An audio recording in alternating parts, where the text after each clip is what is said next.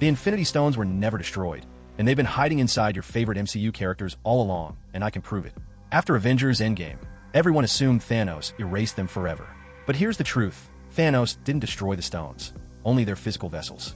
As the Collector explains in Guardians of the Galaxy, the Infinity Stones are remnants of 6 primordial singularities that existed before the universe itself. They are fundamental forces of reality. If they were destroyed, the universe would collapse. But that didn't happen. So when Thanos shattered their containers, that power didn't vanish. It had to find new hosts. And here's where it gets insane.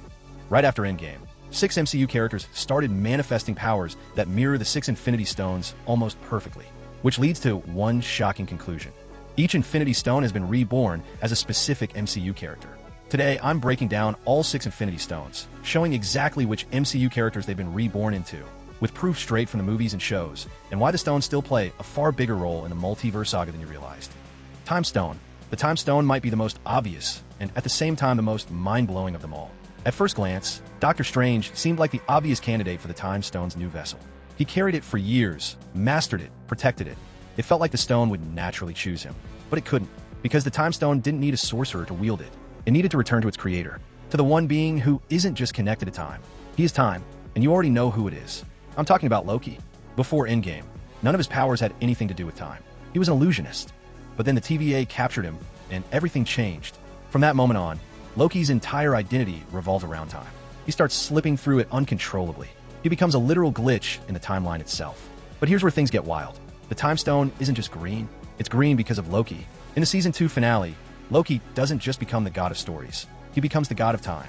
He holds every timeline in the multiverse together, stopping reality itself from collapsing, using his glowing green energy we've always associated with the Time Stone. And here's a detail most people overlook. Before Loki took control, the timelines weren't green at all. They were a mix of colors. Think about it. Canonically, the Infinity Stones were created during the Big Bang. But Loki? At the end of Season 2, Loki exists outside time and space. He sits beneath the entire multiverse, physically holding its branches together. Time doesn't even exist until Loki brings it back, which means he exists before the Big Bang, before the creation of the stones, before everything. In other words, God of Stories Loki exists first, outside all reality. His existence is what enables the Big Bangs to happen. And those Big Bangs are what eventually create the Infinity Stones. And only after that do all other Lokis and every other being emerge inside the multiverse he is holding together. So the Time Stone didn't just reincarnate into Loki. Loki is the original source of its power. Reality Stone. When it comes to this one, there's no debate. Wanda is definitely the chosen one by the Reality Stone. You might have expected me to associate her with the Mind Stone, since that's supposedly the one that gave her powers, but that idea collapses for 2 massive reasons. First, the Mind Stone didn't give Wanda her powers. It only awakened and amplified what she already had. If the stone truly created her abilities, then Pietro would have developed abilities similar to hers, since he was exposed to the exact same experiments. But he didn't. His powers were completely different. The truth is that Wanda's abilities were already inside her, dormant, waiting for the right catalyst. Second, her power has always been red. From day one, everything about Wanda radiates pure Reality Stone energy. And yeah, at first her abilities seemed mostly mind-related, but guess what happened after Avengers Endgame? She starts bending reality without even thinking. She reshapes matter as if it's clay. And in WandaVision, she doesn't just cast spells or manipulate energy. She literally rewrites reality. Vision, Tommy Billy, born from nothing, not from traditional magic, from pure willpower alone. That's not sorcery. That's Reality Stone level rewriting of existence in its rawest, most dangerous form. And here's the final, undeniable piece of proof. According to Darcy Lewis analysis, Wanda isn't casting spells. She's emitting CMBR radiation, the same cosmic energy that existed at the birth of the universe. Literally leftover energy from the Big Bang. And here's the mind-blowing part. Guess what else was created from that exact same primordial energy? Exactly, the Infinity Stones. They were born from those same remnants of raw, cosmic energy forged in the very instant the universe began. Which means Wanda is saturated with the exact same cosmic signature as the stones themselves. Coincidence?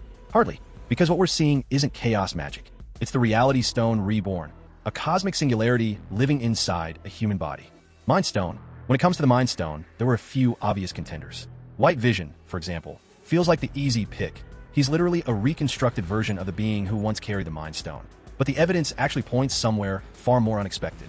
In my opinion, the real vessel of the Mind Stone is Robert Reynolds, better known as Sentry. And here's why. Reynolds only gained his powers after the events of Endgame, perfectly matching the timeline of when the stone's energy would have needed to find new hosts. And here's the crazy part. Robert's entire power set revolves around the mind. He can forcibly drag people into their own memories, make them relive their deepest traumas, and twist their perception of reality like it's nothing. And every time he taps into his powers, whether as Bob, the Sentry, or the Void, his eyes blaze with a yellow glow, an unmistakable echo of the Mind Stone itself. And it goes even deeper. The central theme of his story revolves around mental health, directly mirroring the Mind Stone's ability to influence thought and consciousness. And on top of all that, most of the Thunderbolts promotional material was drenched in yellow. Put all of this together, and in my view, it's way too perfect to be a coincidence. Soul Stone. When it comes to the Soul Stone, there's only one character it could ever be reborn into, and that's Adam Warlock. And once you see the clues, it's impossible to unsee them. In the comics, Adam isn't just connected to the Soul Stone. He's its true host. For most of Marvel's history, Adam Warlock doesn't use the Soul Gem. He is the one it chooses. The gem sits on his forehead. It bonds with him, and it refuses to work properly for anyone else. No other Marvel character is tied this deeply to any Infinity Stone. And once you know that, Marvel's MCU choices suddenly look very different. The Soul Stone is the only stone that demands emotion, real sacrifice, real connection, real moral growth. So who's the one MCU character whose entire arc is built on exactly that? Adam Warlock. In Guardians of the Galaxy Volume 3, Adam is forced to learn the one thing the Soul Stone has always represented: empathy, loss, compassion, and breaking free from the limits of his own programming. Because if the Soul Stone is the heart of the Infinity Stones, Adam Warlock's story is literally about discovering a heart he was never supposed to have. And if that still sounds like a coincidence, look at his power set. Every blast, every flight burst, every healing surge, even his resurrection cocoon, it all glows in that golden/orange energy. The exact color signature of the Soul Stone. Marvel doesn't do color coding by accident. So when you put it all together, the pattern is undeniable. Adam Warlock doesn't just resemble the Soul Stone. He embodies everything it stands for. Space Stone. The Space Stone was the hardest to pin down. At first, America Chavez seems like the perfect candidate. She doesn't just travel between universes. She rips open stable portals between realities, something no other MCU character can do. Her portals even look like a stabilized Tesseract gate. Blue cosmic distortion, cubic geometry, instant relocation across impossible distances, and energy readings matching the Tesseract wormholes in the Avengers. But here's the catch. America isn't from the 616 universe. And on top of that, she was born with her powers.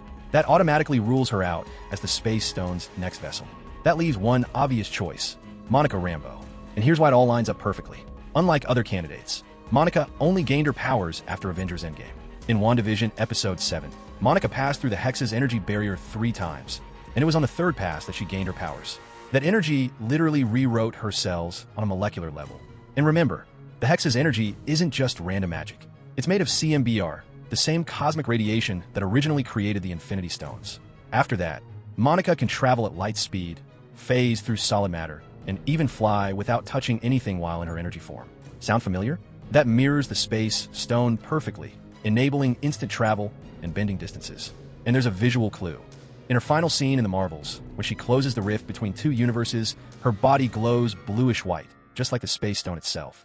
Timing, abilities, and visuals all line up. So yes, Monica Rambeau is clearly the new vessel of the Space Stone. Power Stone.